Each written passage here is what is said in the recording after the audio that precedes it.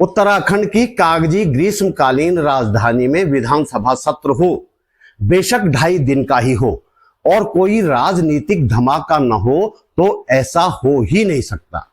इस बार 21 से 23 अगस्त आधे दिन तक कागजी ग्रीष्मकालीन राजधानी में विधानसभा सत्र चला। सत्र में ऐसे धमाके हुए कि गूंज अब तक सुनाई दे रही है। इन धमाकों पर और इनके संभावित नतीजों पर बात करने का प्रयास करेंगे इस वीडियो में।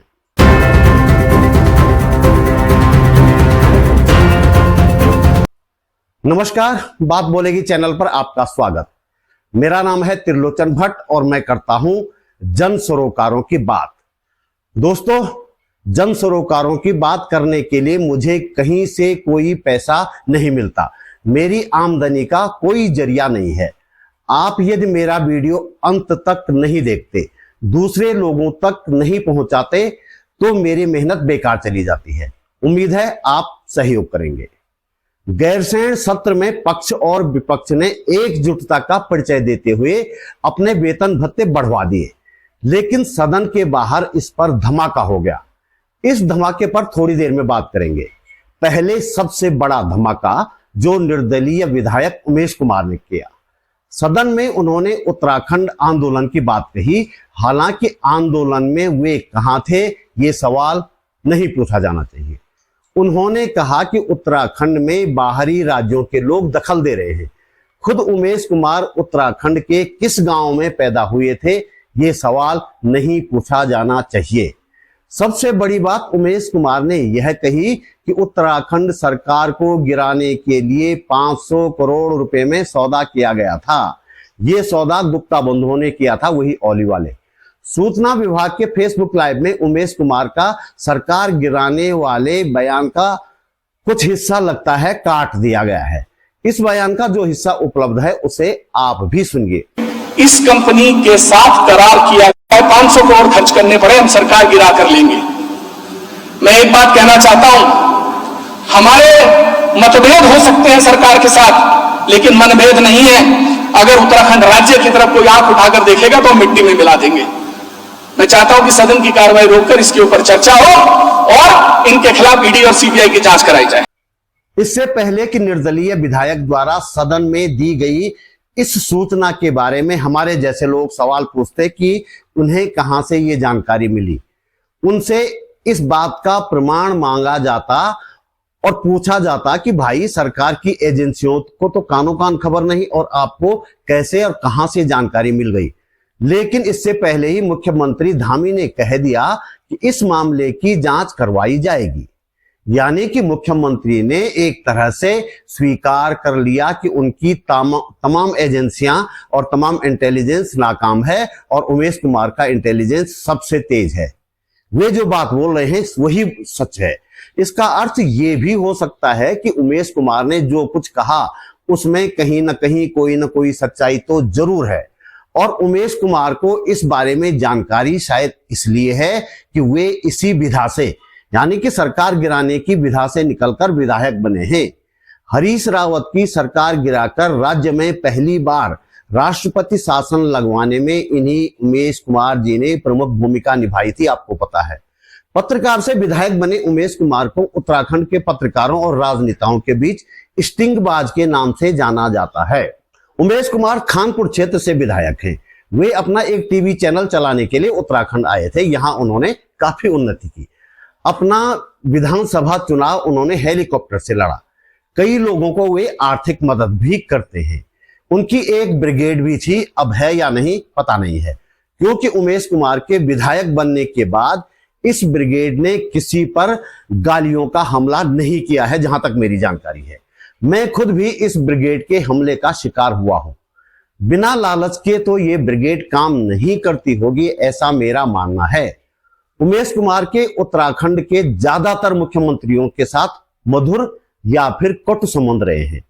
पूर्व मुख्यमंत्री शंक ने उमेश कुमार के बयान पर उन्हें घेरा है और कहा है कि वे तथ्यों के साथ अपनी बात साबित करें जो उन्होंने सदन में कही थी।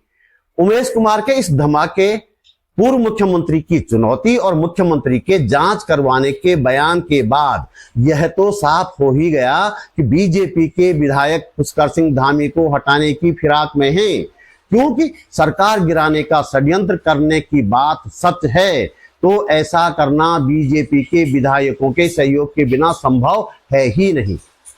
अब बात करते हैं विधायकों का वेतन भत्ता बढ़ाने की। हर महीने करीब 1.25 लाख से ज्यादा की बढ़ोतरी की गई है विधायकों को मिलने वाली सुविधाओं में। सदन में तो यह सर्वसम्मति से हो गया, लेकिन सदन के बाहर कांग्रेस नेता गणेश गोदियाल ने धमाका कर दिया। उन्होंने इस बढ़ोतरी पर सवाल उठाया और इसे अनुचित बढ़ोतरी बता दिया। विधानसभा के सत्र का कुल मिलाकर जो हासिल आया वो ये आया कि माननीय विधायक गणों की और पूर्व विधायकों की आय में कुछ इजाफा हुआ है। ये समाचार पत्रों के माध्यम से, क्योंकि आधिकारिक रूप से तो अभी किसी ने बाहर नहीं कहा है, लेकिन समाचार पत्रों के माध्यम से और सोशल मीडिया के माध्यम से ये जानकारी मिली है कि करीब 1.25 लाख के करीब वर्तमान विधायक गणों को और पूर्व विधायक गणों को भी 10,000 के आसपास, कोई 11,000 बोल रहा है, कोई 10,000 बोल रहा है, इसके आसपास पूर्व विधायक गणों को भी उनकी आय में इजाफा हुआ है। उसको पेंशन कहिए या उसको पेट्रोल भत्ता कहिए, जो विभिन्न मदों में 1.25 लाख। और वर्तमान विधायक गणों का जो मासिक जो उनको मिलना है वो 4 लाख के करीब तय हुआ है, ये बताया गया है। मेरा उत्तराखंड की सरकार से ये कहना है कि इतना गैरसैंण जाकर और सिर्फ 3 दिन का सत्र आहूत करके और इस एक उपलब्धि के साथ वापस आना कि माननीय विधायक गणों का और पूर्व विधायक गणों का मानदेय बढ़ाया गया या उनकी आय बढ़ाई गई, मैं समझता हूं कि ये सरकार के लिए भी उचित नहीं है और विपक्ष के लिए भी उचित नहीं है। गणेश गोदियाल का जवाब देने के लिए आगे आए पुष्कर सिंह धामी के वित्त मंत्री प्रेमचंद अग्रवाल। वही प्रेमचंद अग्रवाल जिन्होंने कहा था कि केदारनाथ में इस साल आपदा इसलिए आई कि कांग्रेस वाले केदारनाथ यात्रा निकाल रहे थे। अग्रवाल साहब ने कह दिया कि गणेश गोदियाल तो संपन्न व्यक्ति हैं, उन्हें तो अपनी विधायक वाली पेंशन भी छोड़ देनी चाहिए। दरअसल बीजेपी के नेताओं के साथ यही बड़ी दिक्कत है कि वे सोचते हैं कि हम सत्ता में हैं तो कुछ भी कह सकते हैं। कंगना रनौत से लेकर प्रेमचंद अग्रवाल तक ऐसे नेताओं की लंबी लिस्ट है बीजेपी में। अग्रवाल साहब के इस बयान पर गणेश गोदियाल ने ऐसा जवाब दिया कि अब अग्रवाल साहब चारों खाने चित्त हैं। गणेश गोदियाल ने प्रेमचंद अग्रवाल को बड़ी चुनौती दे डाली। गोदियाल ने कहा कि अग्रवाल साहब अपने और अपने परिवार की पूरी संपत्ति का 1/4 हिस्सा मुझे दे दें और मैं अपने और अपने परिवार की पूरी संपत्ति प्रेमचंद अग्रवाल को दे दूंगा। आप भी सुनिए। प्रेमचंद अग्रवाल जी, आपने मेरा पूरा वक्तव्य देखा हो न देखा हो, लेकिन कृपया उसको दोबारा देखिए। लेकिन आप प्रदेश के वित्त मंत्री हैं, मैं आपको एक चुनौती देना चाहता हूं। मेरी जितनी संपन्नता है मैं चाहता हूं कि आपके परिवार और आपकी जितनी संपत्ति है और मेरे परिवार और मेरे जितनी संपत्ति है, हम एक सौदा कर लेते हैं। आप मुझे अपना 1/4 दे दीजिए और मेरा जितना है वो पूरा आप ले लीजिए। मैं सार्वजनिक रूप से वादा आपसे कर रहा हूं, सार्वजनिक रूप से ये चुनौती भी आपके लिए है कि आपका और आपके परिवार की जितनी संपत्ति है उसमें आप सिर्फ 1/4 मुझे दे दीजिए। और अगर आप चाहते हैं कि मैं उसका खुलासा करूं कि वो क्या क्या है, तो मैं वो भी करने को तैयार हूं। और आप भी स्वतंत्र हैं कि आप मेरा भी खुलासा कर सकते हैं। बहरहाल मैं आपको बता दूं कि गणेश गोदियाल को जो पेंशन मिलती है उस अकाउंट की भी जांच हो। आपकी सरकार तो जांच करने में माहिर है। गणेश गोदियाल की पेंशन में जिस दिन वो पेंशन आती है उस दिन से अगले 1 महीने तक वो पेंशन कहां खर्च होती है वो भी आप चेक कर लें। कुल मिलाकर उत्तराखंड की राजनीति में जनता के मसलों को लेकर कहीं कोई बात नहीं हो रही है, सिर्फ चुनाव जीतने की रणनीति बनाई जा रही है। यह सवाल विपक्ष ने भी सदन में नहीं उठाया कि गैरसैंण को ग्रीष्मकालीन राजधानी घोषित किया गया है, तो फिर सरकार गर्मियों में देहरादून से उठकर गैरसैंण क्यों नहीं आ जाती भाई। यह भी नहीं पूछा गया कि करोड़ों रुपए खर्च करके गैरसैंण में सिर्फ 2.5 दिन का सत्र क्यों हुआ, विधायकों को अपनी बात रखने का मौका क्यों नहीं मिला।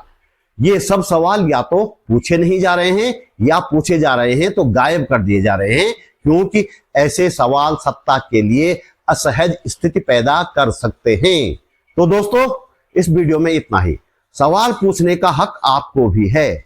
आपके चुने हुए विधायक अपनी सुविधाएं बढ़ाने में मस्त हो गए हैं और सवाल नहीं उठा रहे हैं, तो आप सवाल उठाइए, अपने अपने स्तर पर सवाल उठाइए। मैं सवाल उठा रहा हूं, आप भी सोशल मीडिया पर सवाल उठाइए। कुछ लोगों तक तो हमारा संदेश जरूर जाएगा, ऐसी मुझे उम्मीद है। सरकार को मनमानी करने से रोकना हम सबका दायित्व है। और हां, आप महसूस करते हैं कि इस वीडियो को बनाने में मैंने थोड़ी बहुत मेहनत की है और आपको इससे कुछ काम की जानकारी मिली है, तो लाइक कमेंट के साथ शेयर भी करें। यदि आप समर्थ हैं तो अपनी जेब खर्च में से एक छोटी सी राशि निकालकर मेरी आर्थिक मदद अवश्य करें। आप YouTube पर वीडियो के नीचे ज्वाइन बटन पर जाकर या सुपर थैंक्स पर जाकर सहयोग कर सकते हैं। डिस्क्रिप्शन में मैंने बैंक डिटेल भी दी है। मेरा चैनल सब्सक्राइब करें और फेसबुक पेज फॉलो करें। बात बोलेगी.com भी जरूर देखें। जल्दी मिलते हैं एक और वीडियो के साथ। नमस्कार।